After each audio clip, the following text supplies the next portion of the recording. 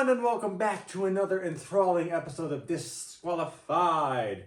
We are here to talk about Clash in Italy, but before that... Some housekeeping. Yes. First, our introductions. He is your defending main roster champion, Caleb. I am your NXT predictions champion, Trevin. And behind the camera with the grippers out is our cameraman and producer, Zach. Please tell me you looked him dead in his eyes when you said that. I did. How does that make you feel, Zach? I'm gonna force my toes in his mouth later. Ooh.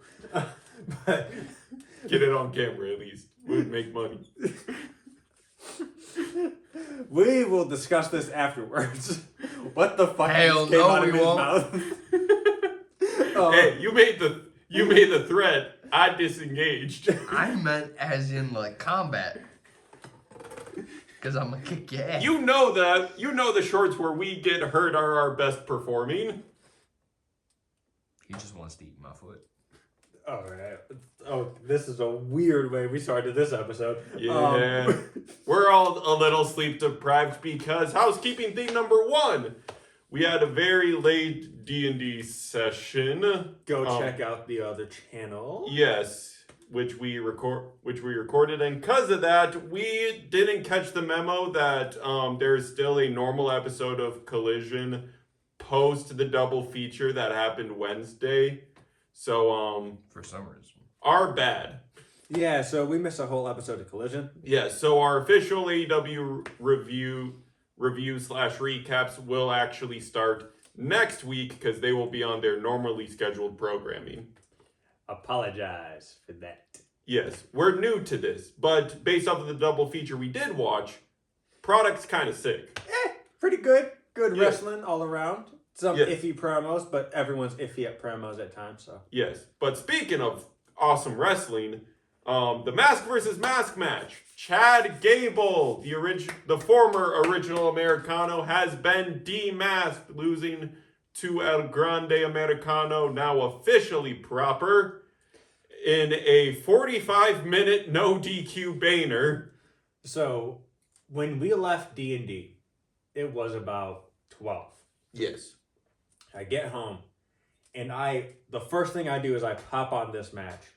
It was an amazing match. Perfect. And the entire PLE is free on YouTube. Yes, so go watch it. We also got new AAA tag team champs in the War Raiders. Yep. We have a new AAA cruiserweight champion in Rey Fenix, and a new Latin American champion in Vikingo. Yeah.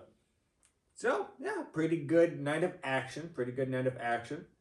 But now, the nights of action continue with your regularly scheduled programming of Clash in Italy, or as the internet is calling it, rematches in Italy. I'm yes, calling it rematch and shittily because the whole card to me was shit. rematch at the Clash at the rematch. I don't know, one of the two. Yes. But yeah, so we're gonna get into it with our opening contest. These 2 opening contests are free on ESPN. The opening contest is for the WWE Undisputed Championship. It is Cody Rhodes, your WWE Undisputed Champion, taking on Gunther. Ring General. Where do we begin? At the end, because I want to move on. This was such a lackluster match. Yes. It is not even funny. Because the whole thing was Cody's already beating Gunther. He tried to pull out the same tricks. He even tried to do the rollout from a rear naked choke that he did at their crown jewel match. Gunther immediately knew to let go and beat the snot out of Cody. Yep. But how this match ended, oh boy. It's got the internet and Gunther flaring because Cody hits a crossroads. They're decently close to the ropes. Gunther's foot is completely under the ropes. And he even lifts it up to shake the bottom rope a little bit. 1, 2, 3. The ref did not see the rope break. If this ref is not fired, I'm not even gonna watch WWE anymore. It's a kayfabe thing, Zach. I said straight up. Regardless. I said straight up. I understand why Drew McIntyre likes beating Dan Engler's ass. Because, bro, what the fuck are you They talking made him about? the stupid one in kayfabe. Like, you didn't see the foot on the rope. You didn't see him lift his leg up to shake the rope. I also think the Crossroads came at a really weird time. It looked bad. He has watered down this finisher so much, it is not even funny. Yeah. But that's our opening contest. And I acquired the first point as the only person picking Cody in our predictions. Haha. I'll stand by my decision. Fuck Cody Rhodes. Oh yeah, no, I stand by my decision too. It's He can Also- suck my left nut. an issue with this whole show is Cole being really stupid on commentary. Yeah, I don't know if he was jet lagged or the He reason. shouldn't be. He's been there since Thursday. Yeah, the reasoning I'm giving is the age is starting to show. Because like Cody Rhodes does a cartwheel out of the corner. A somersault from Cody. And this is Cody's first time defending the championship since he won it at WrestleMania. I didn't know Randy entered with the belt. Yeah, what alternate fucking reality are we in? I would have loved to seen Randy Orton win that goddamn championship. Yeah, but yeah, like it was bad. There's more that happens later on. in the And I night. don't and I want to give him the benefit of the doubt is it could just be misinformation the back is feeding him, but dude, you are front and center to the action. You should be able to also mentally fact check. Like for the latter months of 2025 and into 2026, you have just been looking bad on the commentary booth, dude. Mhm. Like I am not one to pray for a man's downfall, but it might be time to call it. Yeah. I am. But I pray his downfall. we gotta rate this match. 2. Yeah, 2. Zach? 0.5. Did you say 25? 0.5. No, 0.5. Oh, 0.5. I thought you said 25. I was gonna be like, well, what the fuck match did you watch? 25 stars? 0.5. So that was a generational match for Zach. Once in a lifetime. Yep. That Next would only happen if it's Oba v Oba. next up the next match of the first 3 hours, continuing of it being the hour of SmackDown, as it is the women's WWE champion Rhea Ripley taking on Jade Cargill in a WrestleMania rematch. Yeah. This match was pretty good. Pretty fucking good. Jade Cargill came to play tonight. Yeah. Rhea also just shows up by making everyone look really fucking good. I'm actually going to look on Cage Match to see if Jade finally crested the 15-minute mark. Oh, maybe. It was a very good match. The story of it throughout was, can Rhea Ripley overpower Jade Cargill again? With, obviously Jade having the strength advantage, size advantage. Rhea fought from underneath a whole bunch. No outside interference until the last, literally, I'd say like 2% of the match. Surprisingly. And I can officially report that Jade Cargill has finally crested the 15-minute 1v1 benchmark, with this match being 16 minutes and 57 seconds bell to bell. Damn. Nice. Nice. Yeah. Yes. Now, Now, a little asterisk, there was some outside interference, but the baddies, as the internet is calling them, literally did nothing. yeah, so B-Fab missed the leg. I don't know if she just couldn't reach it or... If she was late to the queue, yeah, but she missed the grab twice, which led to Jade having to put her own foot on the rope. yeah. And then They they start backing up from Rhea like they don't have the numbers advantage. Would you gang up on Rhea Ripley? it's worked to their benefit in the past. Yeah. And then Rhea points to like, look behind you. Caw-caw! Yes, it is Charlotte Flair flying through the air. Yep. Rhea puts her attention back into the match with the baddies, now a non-factor, walking right into a Jaded for the 1-2. Charlotte returns the favor and puts Rhea's foot on the rope. And she is taunting Jade. Jade is distracted, which leads to Jade getting hit with one more Riptide for the 1, 2, and 3. And still, your WWE Women's Champion, Rhea Bloody Ripley. 3. Yeah, I'll give it 3.5. 2. It was 2 competitors. What? It was how is that a knock? No, I'm saying they get it 2 because there was 2 competitors. Oh, Yeah. I thought you said too competitive. I said, No. how is too competitive a knock?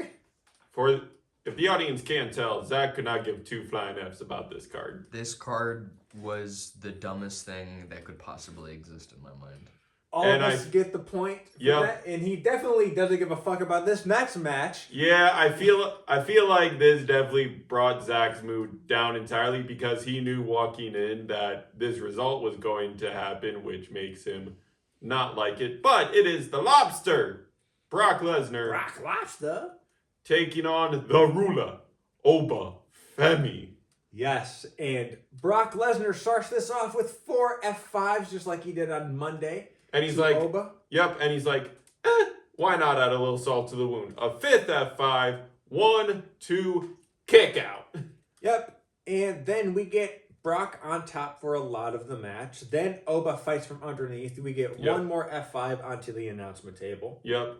We had a total of 7 F5s, yeah. But Brock, after the initial kick out, Paul Heyman screams, pivot to the Kimura! Pivot! Yeah, so Kimura on Oba. Oba lifts Brock up, slams him down. Yep. This Oba is is actually competing. He's like, I can squash you. Damn if you squash me. Yeah, he stayed in the Kimura for like a good 2 minutes too. Yeah. And then Yeah, there were a total of 7 F5s and 3 Kimura locks. Eventually, the 7th F5 back in the middle of the ring gave Brock the 1. after he counters the fall from grace. Yep, for the 1, 2, 3. I honestly was surprised to see Brock get up that high off of Oba's shoulders. I am not gonna lie. Yeah. I was like, what the fuck? Yeah, and Brock exit the ring and says, 1 + 1, boy, you're done. No. That was the cheesiest shit I've ever heard. Yeah, that's not how that works. No, There's a rubber you match are- that has to Yeah, happen. you are finishing this trilogy in your hometown of SummerSlam. Hometown. He was born in SummerSlam. No, in your hometown at SummerSlam. Yeah, but man, it's, 2.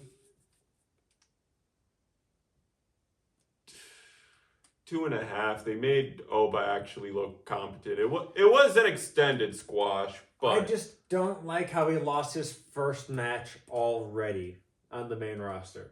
I feel like he should have at least gone into SummerSlam undefeated.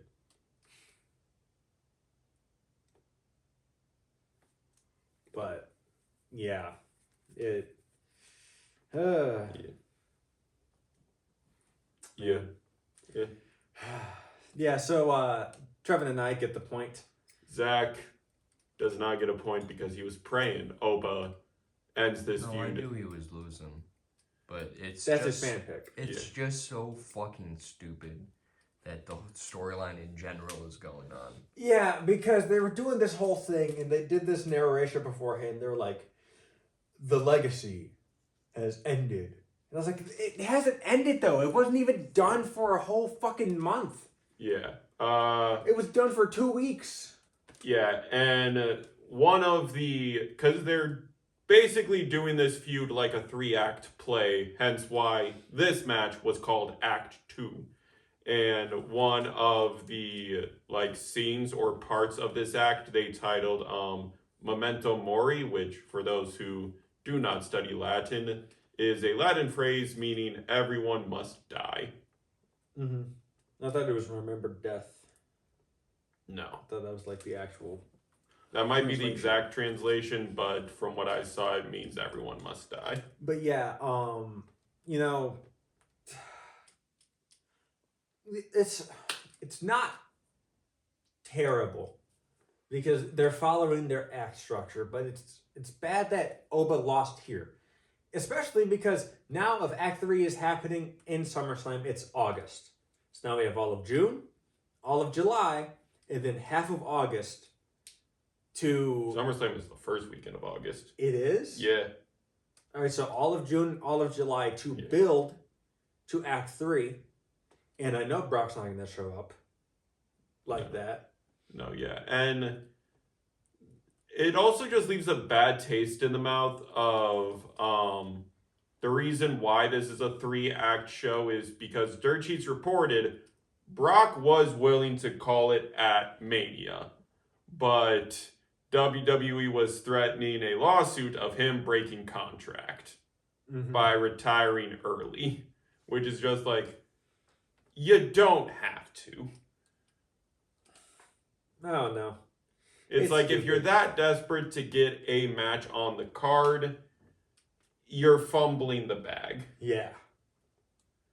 Especially because Mania, as much as I hate to say it, it was the perfect send-off for Lesnar. Yeah. It was the perfect send-off. He walked in to the match with Obafemi knowing that either I put down this up-and-comer or I'm dead. And Oba said, I'm not dying today. He said, I'm not done. Yeah. I don't know. Yeah. It just leaves this whole situation has left a bad taste in so many viewers and like the IWC's mouths. So it is a whole thing. They're like so many people that I've like researched their opinions on, like Santi Kamen and a couple other people. It's like this was a stupid decision. Like, is it a money-making decision? Sure, but it's stupid nonetheless because it makes the build-up feel bad. Yeah. Because it's like, these two are good competitors. These two are telling a good story. The beats you decided to do and the dirt sheet reports about this feud are making it look bad. Mm-hmm. Yeah. One other thing that I forgot to mention earlier with Cody v. Gunther. So you're telling me the dude who retired Goldberg, AJ Styles, and John Cena gets taken out by one Crossroads? He got hit by 2. Oh, 2. Yeah. Okay. But not the trifecta Cody has become famous for. Yeah. Go. That They just adds. couldn't even do his gimmick. Yeah, that just adds to how bad the match was. Yeah. But yeah, we rated this. Zach, have you rated the match? 1 because Oba was there. Okay. No, that Yeah. tracks. That tracks. Yeah. Now we have a really good fucking match. Yeah. A really good match. It is Becky Lynch defending her Women's Intercontinental Championship against Sol Ruka. Also, going in, point totals are Trevin at 3, me at 3. 2. No? Oh yeah, 2. Yeah. Me at 2, and Zach at 1. 1. So, this is game point if Trevin wins. Yep. And if I win, we go into the final match. Yeah. In Belt Online, Yep. Zach is now. Confirmed last place. So, we shall finally put some numbers on the board. Yeah.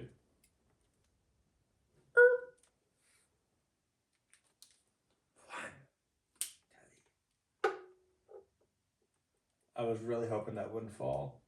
And I'm glad it's not falling. But Yeah. we need to readjust that later. Yeah.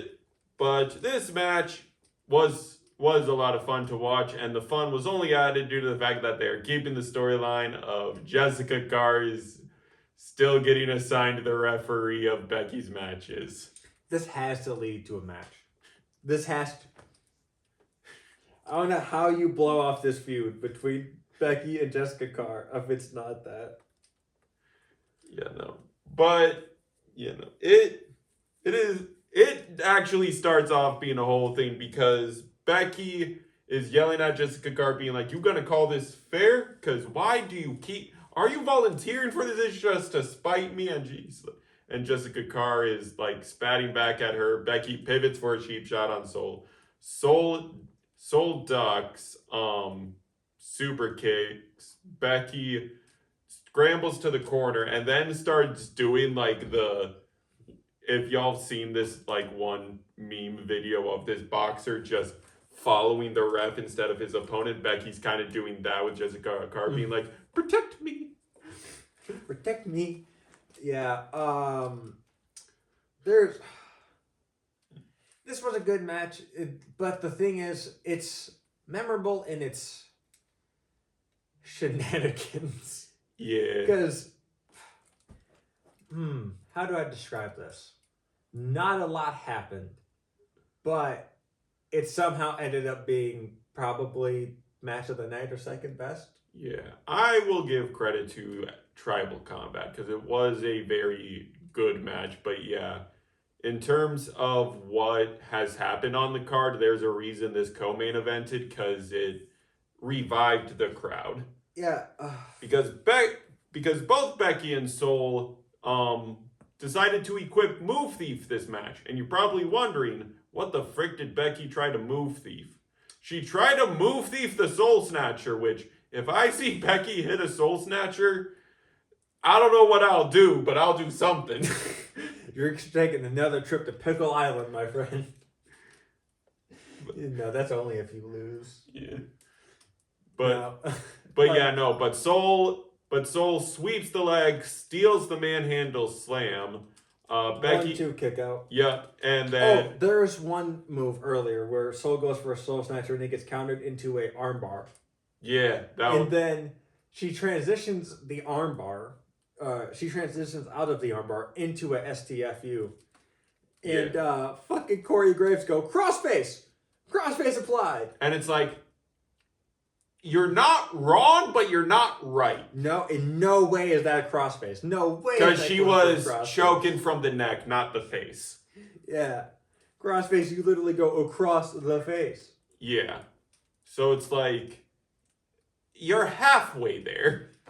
And you are not living on a prayer. Neither is Becky Lynch because the Soul does get snatched for the 1, 2, 3. And new Women's Intercontinental Champion, Soul Ruka. And because of mathematics, and new main roster and double predictions champion of Disqualified, me. Don't talk to me that way. How dare you speak to me with those words? He's in cahoots with the shitty writers. I know he is. They listen to us. Everything that we've suggested, they've fucking done. Why? Why are you in Paul's ear? No, it's when You're in Dwayne's ear. Is that what it is? No, when you take the DM seat, you might understand story patterns. Speaking of DM seat, another shameless plug for our D&D podcast, link in the bio. Understand story patterns. Understand story patterns. Understand these notes. I mean, based off of last year's disqualified streak, I apparently did not understand story patterns. Either that or the writer's room is just stupid, or both. Both. Both is good. Both is good. The storytelling has actively gotten shittier. Oh yeah, no, longer that's we because of their AI search assistant. They're like, what wrestlers can we insert in this feud? Andre the Giant. Oh, nope. He's Push dead. Cody Rhodes. Push Cody Rhodes. Push Cody Rhodes. I feel like that is something they type into Chat GPT. Be like, how do we make Cody Rhodes look good? How can we push Cody Rhodes? Ooh, I like that. How do I look less bold? How can I make them think It's Vince Becca. How do I get out of millions of dollars of debt? Hey, that's TKO. That's also WWE. Hey. No, they are a sub-entity. They can buy themselves out whenever they want if they build enough money. TKO. Remember, everyone, turn auto delete on for your for your signal messages. Yeah. So Trevin wins this card, but we still got our main. Oh wait, no, we gotta rate this match. 3? Yeah, 3. Zach. 2. There was 2 competitors. Zach just saying that 50. I feel like this is gonna be a thing for the whole year. Yeah. There's 2 competitors. So wait, hypothetically, if the Royal Rumble happens, Are you does gonna this give mean it? it's a 30-star match? No. Why? There's It's- 30 competitors. There, depending on how it goes, it's a 1 because it was a match. A match happened, yes. 1 star. There was a start and a finish to an event. Zach just praying on this company's downfall. I hope Triple H breaks his pinky toe and they have to amputate it. That is the most minorly inconveniencing curse. And then he steps in a bucket of lemon juice. A day after surgery. Why is there a bucket of lemon? What fake creature?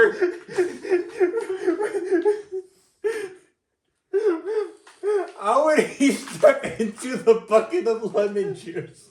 He ain't looking where he's walking. Sorry, he's not looking where he's limping. I'm thinking he swings his legs out of bed and he steps down. There's a bucket right there. Backlash! Backlash! But no, I seriously asked the question: what fey creature are you dealing with? Because you know that always ends bad. Oh, it didn't end bad for us in that one when we went to the Fade Wild Yes, last it did. time. Yeah, Wait, who ended up in jail? Gordon, That's who do you normal. expect? That's normal. episode coming soon. Yeah, coming soon. That was a fun one. Yeah. But now, speaking of combat, Main event of the evening. It is Tribal Combat for the head of the table and tribal chief role and the WWE World Heavyweight Championship, the champion and chief, Roman Reigns, takes on the challenger, Jacob Fatu. Challenging for the biggest forehead. Fight. Dun dun dun dun. Sorry. I've been watching a lot of Mortal Kombat content recently. Yeah. But This match was real good. It starts with a very decently long stare down, I ain't gonna lie. But then they go straight to the audience. It's like F the ring, to the audience we go. yes, start brawling through the audience. They brawl their way back to ringside where Roman Reigns grabs a goddamn toolbox. Yeah, and because this is after he has suffered through 2 Tongan death grips, he's just like, man, F that hand. Yes, he smashes it with the toolbox. Then he empties said toolbox. And then goes to use it again. Yeah. Jacob fights back. Yep. And we get a couple, and then we get a spear, 1, 2, kick out. And he's just like, Jacob, you're not listening. You could have stayed down. And then he grabs a table. It gets propped up in the corner. Yep. And then the spear happens. And Yeah. then he's talking and he goes, look, I don't fucking need anybody. Do you see the twins out here? Do you see the Usos? He said, "Do you see them helping me? I don't need fucking anybody. I've been I don't- whooping everybody's ass by myself since My I got entire here." career. You think I need the turnbuckles to beat you? You know, just to give you a little help here. He rips off 3 of the 4 turnbuckle pads. Yep. Same. So the one he doesn't rip off is the one being covered by the Chekhov's gun table. I still think you should have removed the pad. Just disarm the table trap. Take it off. Rearm the table trap. 2KA. 2K. Yeah. And then they go about spouting. Jacob sells with his little boogeyman shimmy 2 Superman punches before Roman decides, I'm about to dribble your head like a basketball. Yeah. So also at some point he grabs the steel steps and does an homage to the Umaga John Cena spot and just throws them at Jacob Fatu. Yeah. But Roman juggled Jacob's head for so long on the exposed turnbuckle. Yeah, me and Caleb were like, okay. It's not that serious, bro. You can finish the spot. Chill. Yes, which then leads to Jacob retreating into the corner with said table. Before that, actually, we get a Jacob move thieving a spear doing a full front flip. Oh, yeah. Which then I brought up a question because Roman kicks out, obviously. Yeah. But Jacob kind of blocked his arm from getting up. And I was like, so what happens if you block the arm completely from getting up while they're... Yeah. You win. Yeah. We get a moonsault attempt into a Miz. Roman goes for another Superman punch. Pop-up Samoan drop. 1-2. Low blowing kick out. Yes. That's what retreats him to the corner. Spear through the table. One more spear for the road. One, two, three. And still your World Heavyweight Champion and still Tribal Chief Roman Reigns. And I get the final point of the night. Because I picked Roman. Yep, but that does not save you. Yeah, but I get bragging rights. I got the main event right. Okay. Yes. And the fallout... small victories here. Yep, the fallout of this is the Usos come out to adorn Roman with the Ula Fala. And the Roman and the Usos are like, alrighty, dude, let's go. We made a deal. Time for you to fall in line. Yep. Roman decides to not even look behind him and just immediately start heading to the back while the Usos gotta wrangle the new family pet of Jacob Fatu. Well, no. He does stop for a second because who shows up at the end of the match? None other than the MFTs. That is Solo Sikoa, Tamatanga, and Talatanga. Yeah. Okay. And Roman says, we're whipping their asses next. They're next. Then he leaves, goes up the ramp. Jay has to run down and get Jacob. Let's go, dude. He gets Jacob, and the show fades to black. Yep. And The crowd. tomorrow, we set up the next PLEF Night of Champions with the King of the Ring tournament. First, we got King and Queen of the Ring. Yes, we got to rate this match 3.5. 3.5. And Zach, Yeah, I'll pull a Roman Reigns. 1. This match wasn't that bad. It was a tribal shit show, in my opinion. The only good perk was seeing Fatu on my screen. Roman Reigns needs to retire, in my opinion. I'm tired of him. From his reports, this is his 43 is going to be his last Mania under a Not full-time soon contract. Not soon enough. full-time contract. Full-time What the fuck contract. is quarter time at best? Is the full-time contract in the room with us now? I don't know. Because he's not full-time. Well, he said he'll be here throughout all the summer, so we shall see. I would like to eat my words on this. But yeah, Yeah. King and Queen of the Ring tournaments start tomorrow. Yep, the brackets revealed during the post show, starting with 4 fatal 4-way matches for each bracket and moving on to 1v1 competition from there until the finals that will happen at Night of Champions. I got a question. Why the fuck is Liv Morgan in the tournament? Cause she wants it all.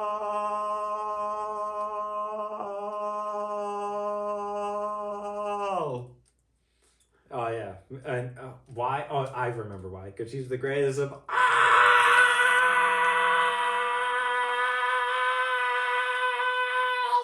time. That bit was almost as bad as WWE's writing. Yes.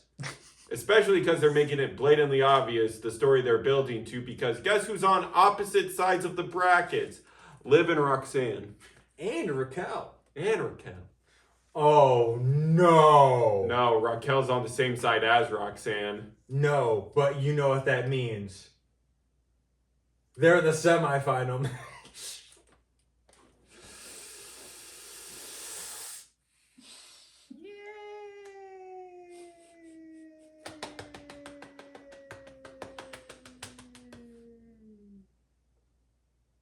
I'm gonna kill myself. At least we're finally getting the Judgment Day breakup. Fucking finally. But yeah, we will give you coverage of that as it goes on. AEW shall start up next week. Again, our bad. Yes, our bad. That is on us. But again, one of the reasonings is you should definitely check out our Throws of Chaos, our TTRPG podcast, link in bio. Yes. Got to do third time's the charm with the plugs this episode. Yes, but without further ado, I am once again No longer. beltless Caleb. Yes, I'm no longer beltless Caleb. Thank you. I am beltless Caleb, joined as always by my co-host, the NXT Predictions Champion, the new main roster Predictions Champion, our new double champion, Trevin, and our cameraman and producer, Zach, is behind the camera as always, cameramaning and producing. Be sure to like, comment, subscribe, ring the bell 3 times so you know the match is over, and we will see you next time. Thank you for your time, and peace. Bye!